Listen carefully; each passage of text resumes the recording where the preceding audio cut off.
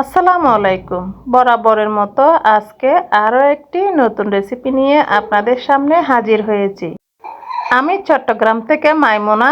আপনারা কে কোথা থেকে দেখছেন? আশা করি নিশ্চয়ই সবাই ভালো আছেন।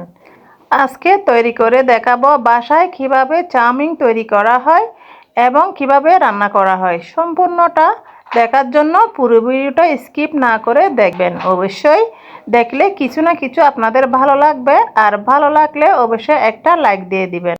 এই রেসিপি তৈরি করা একদমই সহজ, কোনো ঝামেলা নেই, আর বাহারি কোনো মশলারও প্রয়োজন হয় না। এটা খেতে দারুণ লাগে, হেলদি এবং স্বাস্থ্যকর। তাহলে চলুন মূল ভিডিওতে। প্রথমে লবণ, চিনি এবং গরম পানি দিয়ে ডো তৈরি করে নিয়েছি। এখানে লবণ এবং চিনি পরিমাণ মতো দিয়ে একটা ডো বানিয়ে নিয়েছি। এই ডো থেকে একটু একটু নিয়ে লম্বা লম্বা করে একটা চাউমিনের শেপ দিয়ে চাউমিন তৈরি করে নিব।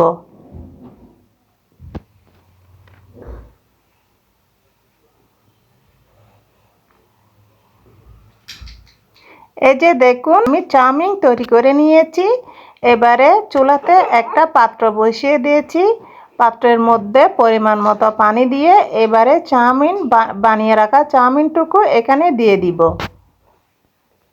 কিছুক্ষণ অপেক্ষা করব যাতে পানিতে বলক চলে আসে। বলক চলে এলে একটুখানি নেড়ে চেড়ে সিদ্ধ করে নেব।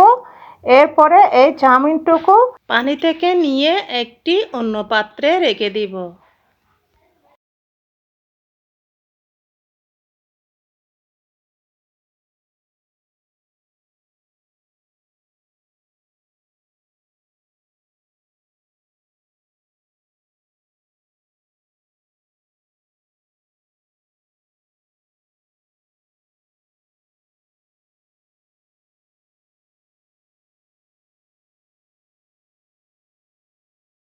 এবারে চাউমিনটুকু রান্না করে নিব।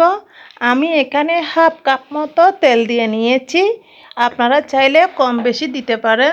এখানে কম তেল দিলেও সমস্যা নেই। প্রথমে দিয়ে দিলাম এখানে পরিষ্কার করে রাখা চিংড়ি মাছ। চিংড়ি মাছটুকু দিয়ে একটুখানি নেড়ে চেড়ে ভেজে নিব।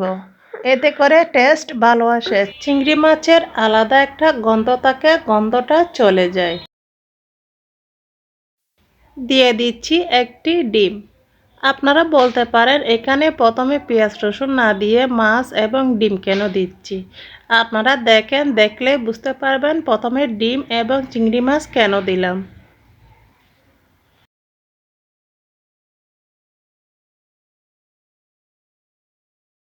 একটুখানি নেড়ে চেড়ে ডিমগুলোকে জুড়ি আকারে করে নিতে হবে। আলতো হাতে নেড়ে চেড়ে দিতে হবে, আর ডিমটুকুকে জুড়ি জুড়ি করে নিতে হবে।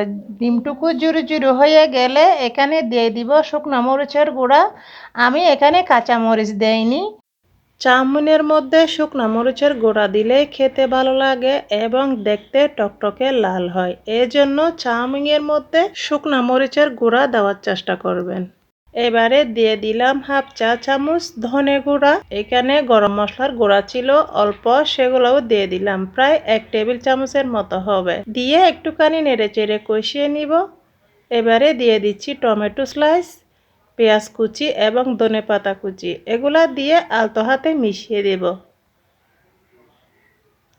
এগুলা শেষের দিকে দেওয়ার কারণ হচ্ছে এই পেঁয়াজ রসুনটুকু আস্ত হয়ে থাকবে আর টমেটো একটু একটু গলে গলে যাবে। বেশি গলাবেন না, একটু একটু গলে গেলেই হবে। এতে করে খেতে ভালো লাগবে, কামড়ে কামড়ে পড়বে। এবারে এখানে দিয়ে দিব চাউমিন। চাউমিন দিয়ে আলতো হাতে নেড়ে দিতে হবে। তবে এখানে নাড়াচাড়ার মধ্যে খুব সাবধানে নাড়তে হবে।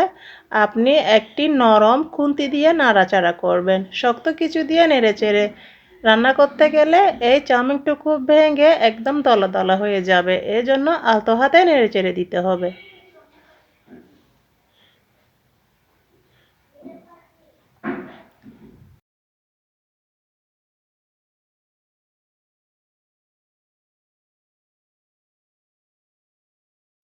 রান্না করা কমপ্লিট। এবারে পরিবেশন করে নিচ্ছি। দেখুন মাশাআল্লাহ, অনেক ভালো লাগতেছে দেখতে, আর খেতে তো দুর্দান্ত স্বাদ ছিল। আপনারা বাসায় তৈরি না করলে বুঝতে পারবেন না। এরকম একটা হেলদি রেসিপি থাকলে বাচ্চাদের তো আনন্দই আর আনন্দ ভরে যাবে। আর বাইরে থেকে কিনে না এনে এভাবে বাসায় তৈরি করবেন হেলদি এবং স্বাস্থ্যকর। রেসিপি যদি একটু হলেও ভালো লেগে থাকে তাহলে মনে করে একটা লাইক দিয়ে দিবেন। আর রেসিপিটি কেমন লাগলো আমাকে কমেন্টে জানাবেন। আপনারা কমেন্ট করলে আমার ভালো লাগে, আনন্দ লাগে। এজন্য অবশ্যই একটি কমেন্ট করে যাবেন।